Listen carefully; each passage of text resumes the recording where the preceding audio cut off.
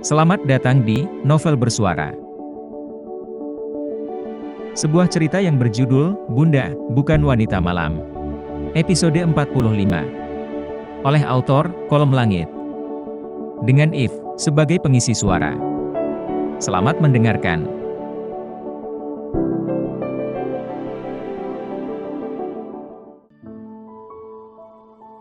Setelah 2 hari dirawat di rumah sakit, kondisi Sera sudah membaik, sehingga diizinkan pulang. Tanpa menunggu waktu lagi, Tuan Gunawan memutuskan untuk segera kembali ke ibu kota dengan memboyong Sera bersamanya. Pria itu pun telah meminta Surya mengurus segalanya, termasuk membayar hutang-hutang Sera yang jumlahnya terbilang fantastis. Saat ini mereka sudah berada di sebuah apartemen mewah miliknya, yang akan menjadi tempat tinggal Sera. Saat memasuki tempat itu, Sera berdecak kagum.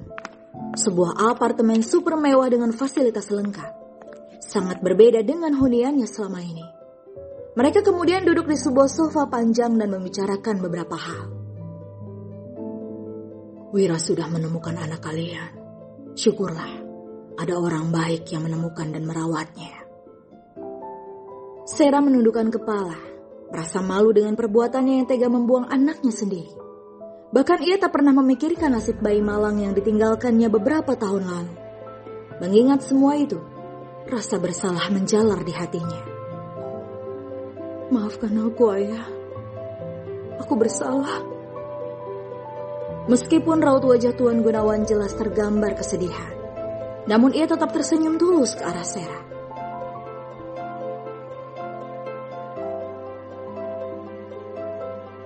Aku yang harus minta maaf. Aku dan ayahmu sudah memaksamu menikah dengan Wira. Padahal kami tahu kau tidak mencintai Wira. Aku sangat menyesal, Ayah. Pria parubaya itu menatap Sera, masih dengan senyum yang sama.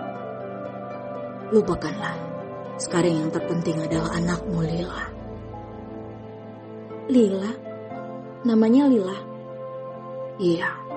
Saat ini dia sedang berjuang hidup melawan kanker darah. Kami membutuhkan pendonor sumsum tulang belakang. Wira sudah melakukan tes, tapi hasilnya tidak cocok. Kau adalah harapan kami satu-satunya. Seluruh tubuh Sera terasa meremang mendengar ucapan Tuan Gunawan. Walaupun sebelumnya ia tidak menginginkan adanya anak dalam pernikahan dengan Wira, namun ia tetaplah seorang ibu yang akan sedih jika mendengar anaknya dalam keadaan sakit. Wanita itu memberanikan diri mendongakkan kepala, menatap wajah pria di depannya. Air matanya lolos begitu saja. Kini ia baru menyadari semua perbuatannya. Anakku mengidap kanker darah. Tanyanya dengan air mata yang mengalir membasahi wajahnya. Tuan Gunawan mengangguk pelan. Ya, kata dokter kita bisa menyelamatkannya dengan pencakokan sumsum tulang belakang. Sera, apa kau bersedia melakukan tes? Kau ibunya, kau memiliki peluang besar memiliki kecocokan dengannya. Aku akan berikan apapun yang kau mau, asal kau mau menjadi pendonor untuk Lila. Seketika ruangan itu penuh dengan isak tangis wanita itu. Ia menangis pilu. Sementara Tuan Gunawan melirik Surya yang sejak tadi berdiri di sudut ruangan dengan tatapan dinginnya. Kau bersedia kan? Tanya Tuan Gunawan sekali lagi.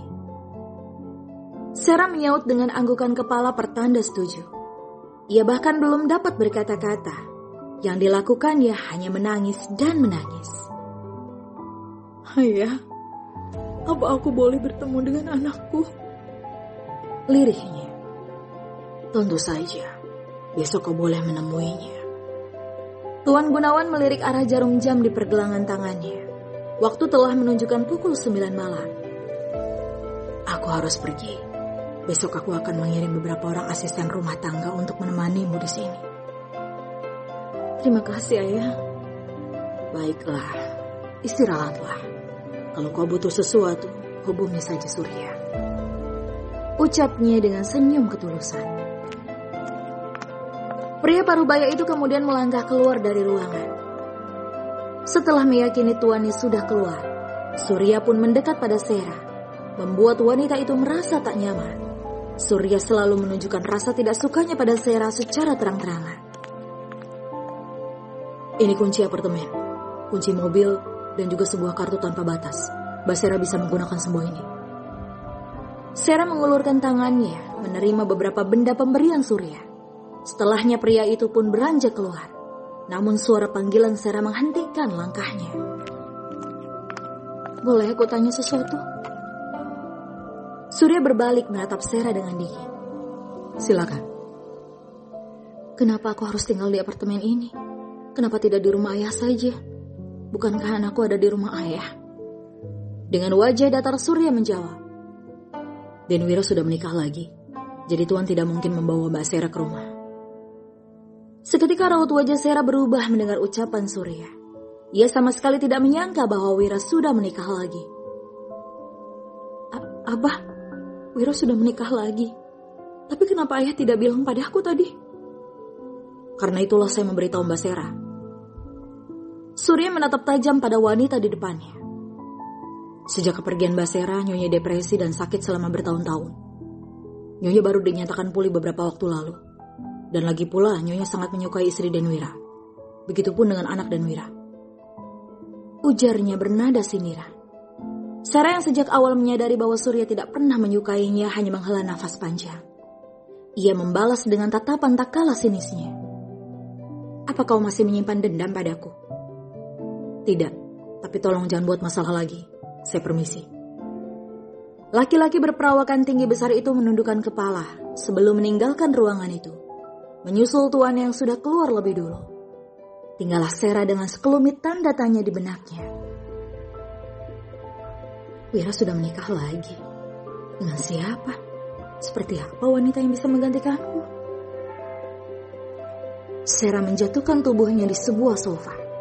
Pikirannya menerawang jauh. Penasaran dengan sosok wanita yang menjadi istri Wira. Walaupun selama menikah ia tidak pernah mencintai Wira karena pernikahan terpaksa.